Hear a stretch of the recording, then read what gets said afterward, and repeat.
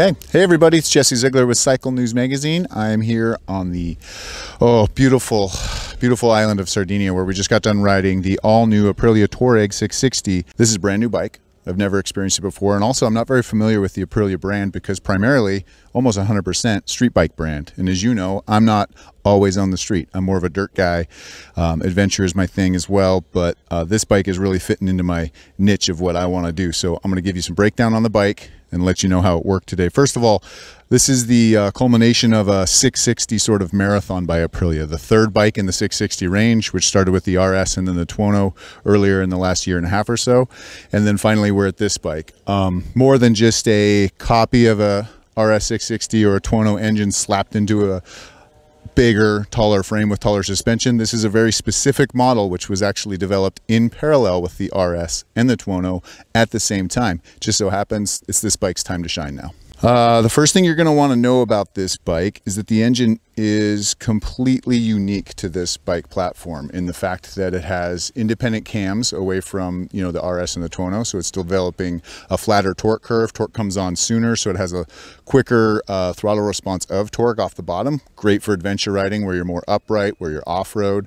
It's not as peaky in the power delivery, I would say, as a RS or a Tuono, where you're not going to rely on the revs to create all the horsepower and the drive to the rear tire that you need. This is really hitting that sweet spot of adventure right now. Everybody's looking at the mid-range. You know, Yamaha T7 really set it off with a lot of aspiration, lightweight, manageable power delivery that, you know, new riders can enjoy, but experienced riders can really get on and exploit to their advantage to get more technical terrain.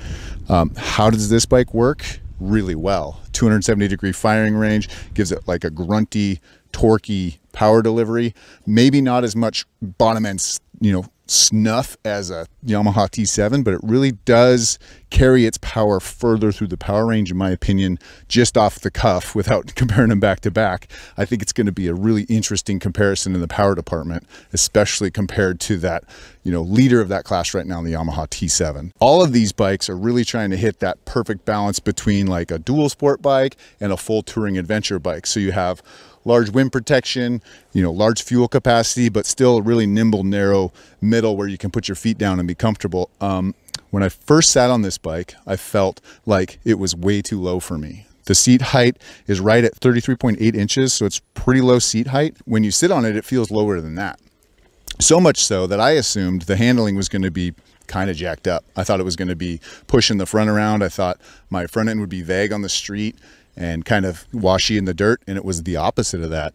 You can tell that Aprilia is a street bike brand when you ride this bike on the street. It handles extremely well, probably one of the best handling adventure bikes on the road that I've ever ridden. It has a very low standover height, like I said before, but the seat's wide back where you sit when you ride, and you tuck in behind this tank really well, and the wind protection's pretty good, so it's really made for touring.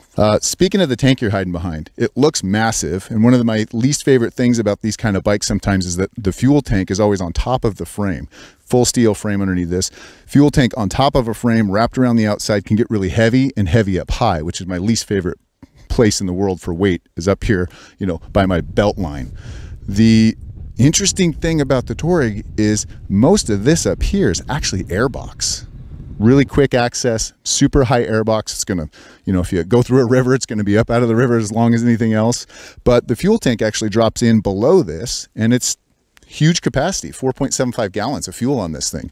They're claiming 240-mile range about. That's a substantial adventure bike. It's knocking bikes like the Yamaha T7 out of the water as far as fuel range goes, if that holds up to be true. We're gonna have to run some more gas through to really find out. It also doesn't feel really heavy, even though it is probably around 450 pounds right now as it sits, plus about 28 pounds of gas if we drop the full tank of gas in it. It doesn't feel that heavy when you're riding it, thankfully, because mostly I think the fuel capacity is centered in the frame really well. I thought the suspension was going to be incredibly soft when I bounced up and down in the parking lot today, and I think it is on the soft side, but what it's doing is it's holding itself up through the stroke when you come in contact with obstacles better than other bikes in this class, in my opinion. So it has a really soft initial stroke, really moving through the stroke and being very busy, but it's kind of got some bottoming resistance in there, so I'm not clanking into the stops front or rear. The bottom out springs are working really well. I think the spring rate's accurate for the type of riding you're going to do.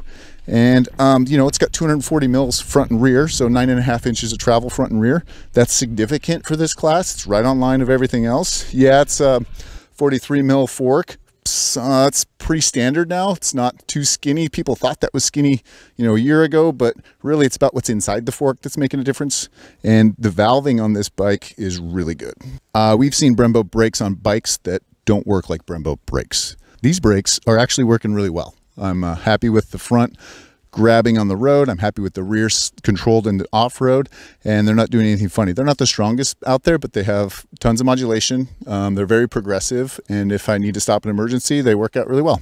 I'm obviously impressed with the way this bike worked for me today. We rode about 150 kilometers today, so you know, we're pushing 100 miles. Not as much time as I really want to get on it until I give it like a full review, but initial impressions after what I kind of assumed it was going to be are really great. I thought it was going to be too soft. I mean, you sit on this bike in the parking lot and your knees are bent so low because the seat height is so comfortably low. It's very confidence inspiring. I thought it was going to be a compromise for the rest of the day. The suspension performed pretty well for me, despite it being so low. And you know, the electronic suite that it comes with is totally advanced. It has a full suite of traction control, ABS control. You can dial in different throttle response. You can also dial in different engine braking, which is an advanced metric that a lot of adventure bikes don't provide. It does come with a off-road mode. It comes with cruise control standard. Man, what else does it have? It's got quick adjust through the modes while you're riding. You can go straight from, you know, the adventure or the on-road mode straight into off-road mode with a push of a button. You can disable the ABS and the traction control completely.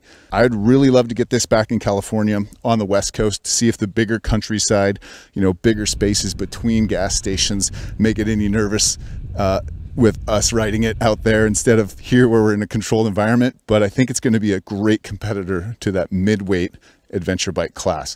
I'm excited to get this thing next to, you know, a Yamaha Tenere 700, some other bikes in the class, even like an Africa Twin or, you know, 890 KTM or something like that, to see how it can hold its own. Because price wise, this thing's going to run you about 12, 13 grand, depending on what kind of options you get on. We had a quick shifter on there that's a couple $100 extra. This color's a few $100 extra. It comes in 3 colors, so you get to pick your colors and that kind of stuff. So competitive, sort of on the premium side on the price, but I think you're getting a lot of premium features and benefits for this bike, and I think it's going to be a massive competitor in the market this year.